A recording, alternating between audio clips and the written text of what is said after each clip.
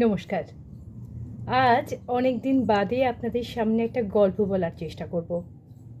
আমাদের সকলের খুব পরিচিত গল্প, চিরকালের পছন্দের গল্প টুনটুনির বই থেকে, টুনটুনি ও বিড়ালের কথা। শুরু করি। গৃহস্থের ঘরের পিছনে বেগুন গাছ আছে।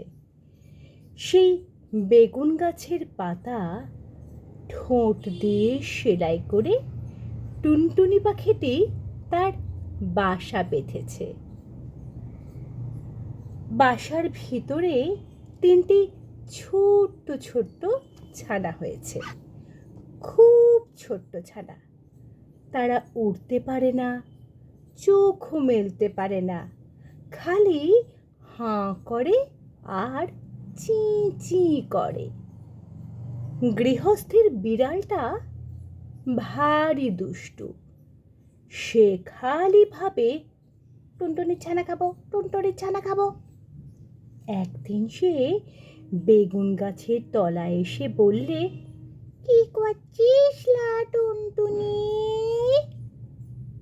টুনটুনি তার মাথা হেঁট করে বেগুন গাছের ডালে থেকে বললে, প্রণামই মহারানী, প্রণামই মহারানী। তাতে বিড়ালনি ভারী খুশি হয়ে চলে গেল। এমনি সে রোজ আসে, রোজ টুনটুনি তাকে প্রণাম করে আর মহারানী বলে, আর সে খুশি হয়ে চলে যায়।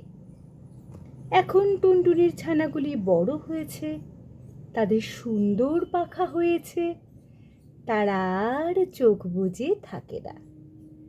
তা দেখে টুনটুনি তাদের বললে, বাচ্চা তোরা উঠতে পারবি, বাচ্চা তোরা উঠতে পারবি? ছানারা বললে, হ্যাঁ মা পারবো, হ্যাঁ মা পারবো। টুনটুনি বললে, তবে দেখ তো দেখি, ওই তাল গাছটা ডালে গিয়ে বসতে পারিস কিনা, তাল গাছটা ডালে গিয়ে বসতে পারিস কিনা। ছানারা তখনই উড়ে গিয়ে তাল গাছের ডালে বসল। তা দেখে টুনটুনি হেসে বললে, এখন দুষ্টু বিড়াল আসুক দেখি, এখন দুষ্টু বিড়াল আসুক দেখি।